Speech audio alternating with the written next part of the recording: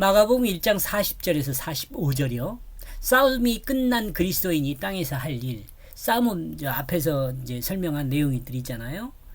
자신과의 싸움, 가족과의 싸움, 사회 문화와의 싸움, 이런 것들이요.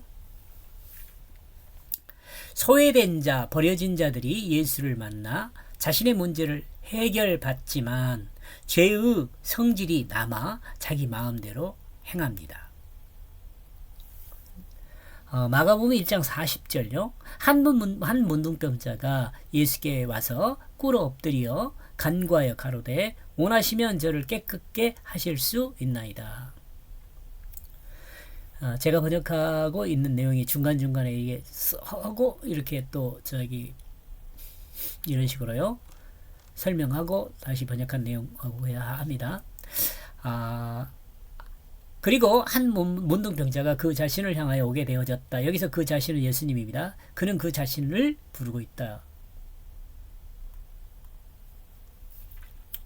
한 문둥병자요. 그는 그 자신 예수님이죠. 한 문둥병자가 예수님을 향하여 오게 되어졌고 그 문둥병자는 예수님을 부르고 있습니다.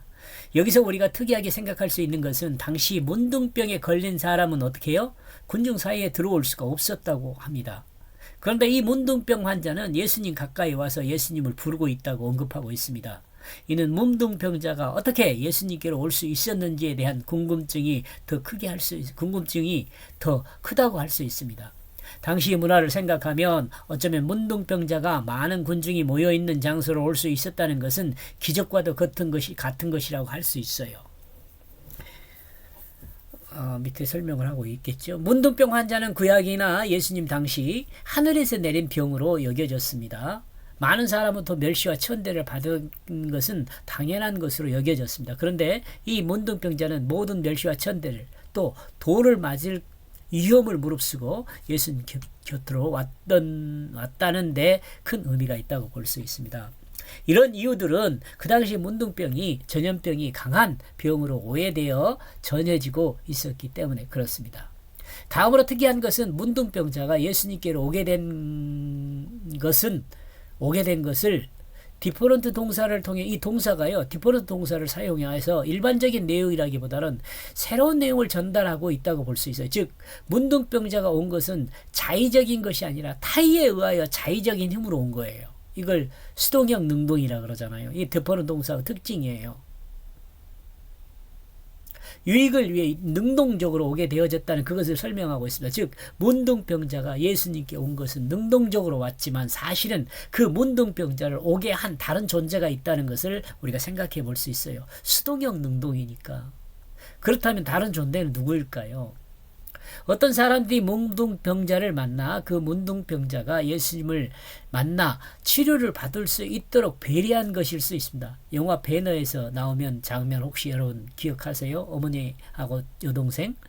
가족 중에 한 사람이 예수에 대한 소문을 접하고 결국 자기 가족을 문둥병으로부터 치료받을 수 있도록 문둥병자를 다른 사람이 알 수 없게 치장한 다음 데리고 왔을 수 있다는 거죠.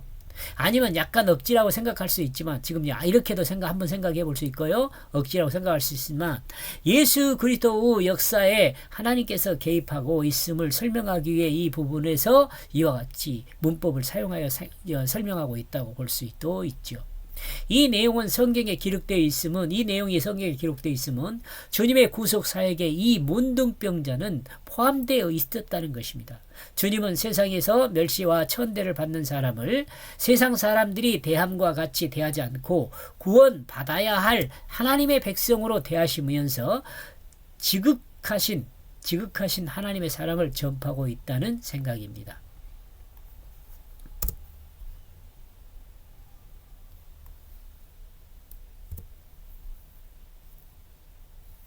어쩌면 문둥병자는 예수님 앞에 오게 되어졌습니다. 어쨌든 문둥병자는 예수님 앞에 오게 되어졌습니다. 그리고 그는 엎드렸다. 그리고 그는 그 자신에게 말하고 있다. 그는 문둥병자고 그 자신은 예수님입니다. 문둥병자는 꿇어 엎드려 예수님께 말하고 있습니다. 겸손한 죄인의 모습으로 자신을 인정하고 자신의 문제점을 가지고 예수님 앞에 꿇어 엎드린 것이죠. 세상의 멸시와 핍박을 받아도 그 세상의 모든 조롱을 감수하면서 그는 죽을 각오로 예수님 앞에 다가왔습니다. 그리고 그는 성공했습니다. 바로 그는 소망대로 예수님 앞에 이른 것입니다. 이제 그는 예수님께 말하기에 이릅니다. 자신의 모든 것을 포기하고 오로지 주님을 만나야겠다는 일념으로 주님을 향하여 왔었고, 자기 모습을 인정하고 죄인의 모습으로 꿇어 엎드려 자신의 소망을 말하고 있습니다. 우리의 목적은 무엇입니까? 여러분 목적은 무엇인가 한번 생각해 보자는 거죠. 그리고 우리는 어떤 모습으로 주님께 자신의 소망을 아뢰고 있습니까? 이 문둥병자는 주님이 하나님의 구속사를 진행하는 데 포함된 사람일 것입니다. 그러니까 성경에 기록이 됐죠. 그죠?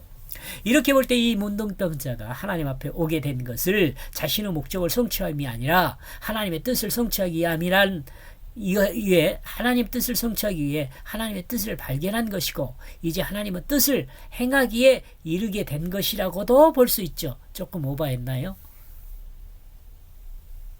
아무튼 왜 지금 제가 이렇게 설명을 하고 있냐면요, 성경 말씀은 하나님의 뜻에 따라 읽어야 돼요. 그래야 성경 말씀이 우리에게 주는 그 가르침을 받을 수가 있어요. 세속의 지식으로 성경을 풀면 안 돼요. 이와 같은 하나님 말씀을 접하면서 우리 자신의 목적을 하나님께 아뢰지 말고 하나님 뜻이 무엇인지를 발견하고 하나님의 그 뜻을 실행하기 위한 행보를 해야 할 것으로 보입니다. 요 말 여러분 이해가 가세요? 공감하세요 혹시? 우리 보통 사람들이 사는 방법은 뭐예요? 그리스도인들도 마찬가지잖아요. 내 자신의 목적을 하나님께 아뢰는 거잖아요. 되게 기도할 때. 어째 여러분 안 그래요?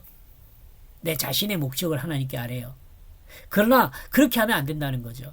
저는 그렇게 이야기해요. 하나님 뜻이 무엇인지를 발견하고 하나님 뜻이, 제가 옛날에 초창기 때는 우리가 다음을 쓰면서 이메일을 많이 썼잖아요.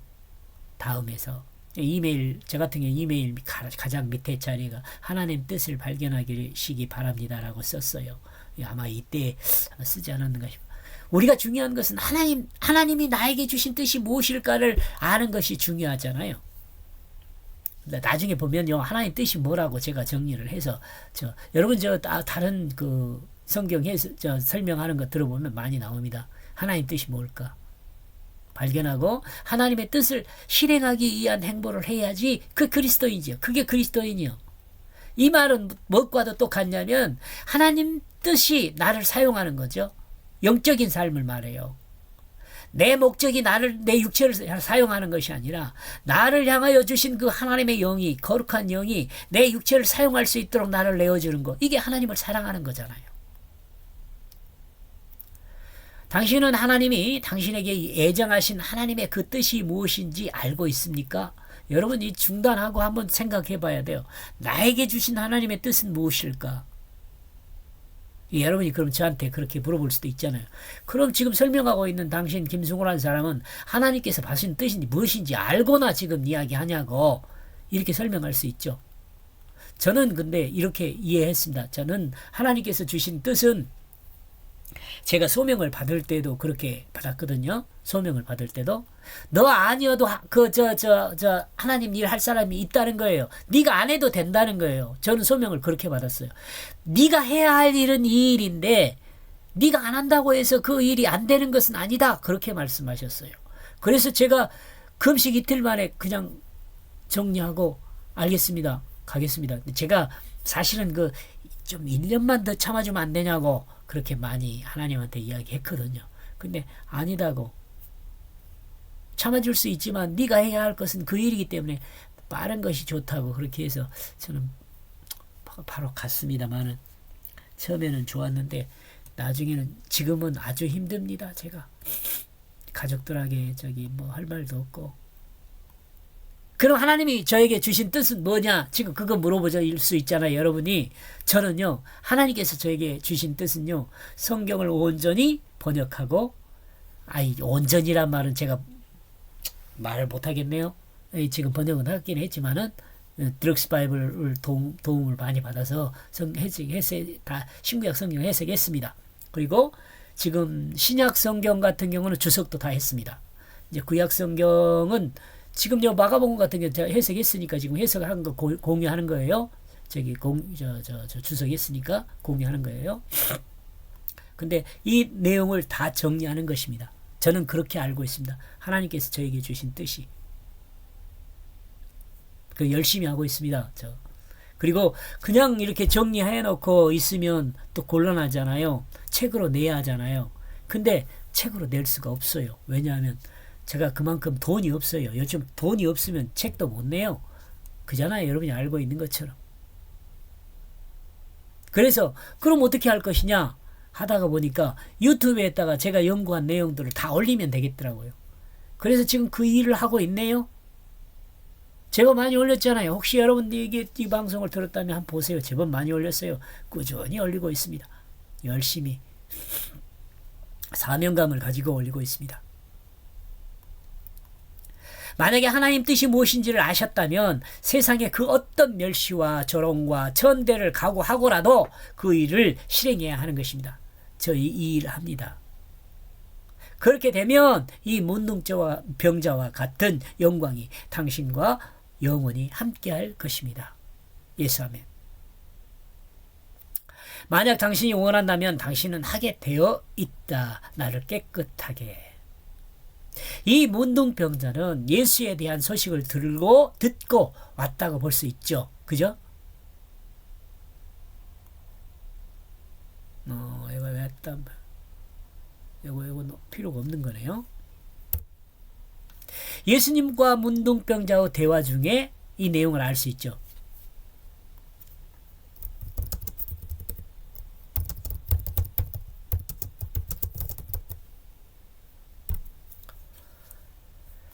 대화 중에 이 내용을 알 수 있으나 이 문둥병자는 예수님께서 여러 가지 질병을 고치시고 귀신을 쫓아내시는 것을 알고 있었습니다. 그러므로 예수님께 왔어요. 그러므로 예수님께 왜냐하면 예수님이 원하신다면 therefore 만약에 당신이 왜냐하면 예수님이 원하신다면 예수님께서 나를 깨끗하게 해줄 수밖에 없다는 거 이렇게 말하는 거죠. 그죠?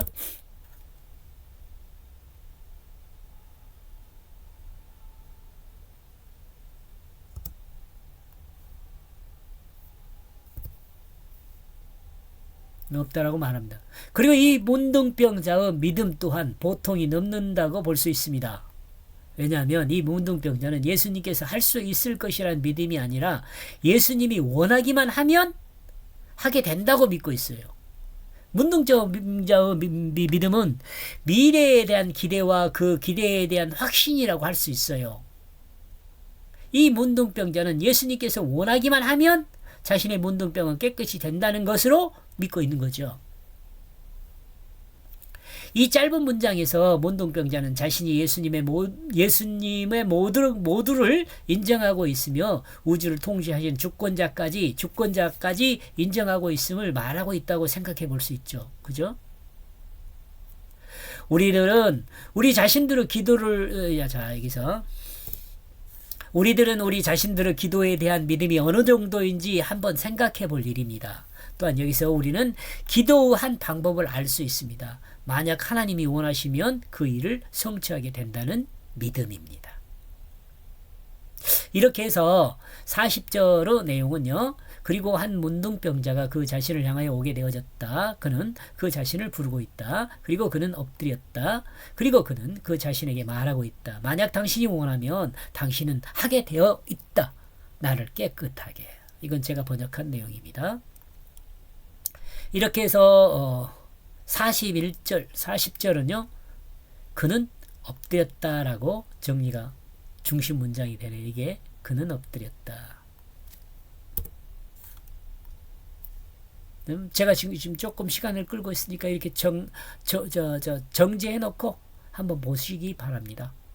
이거 한번 보고 요 내용을 이런 식으로 조직을 해가지고 요 문장이구나 이렇게 그는 엎드렸다. 이거 그는 문둥병자예요. 그 문둥병자는 예수 앞에 엎드렸잖아요. 여기까지 보겠습니다. 고맙습니다.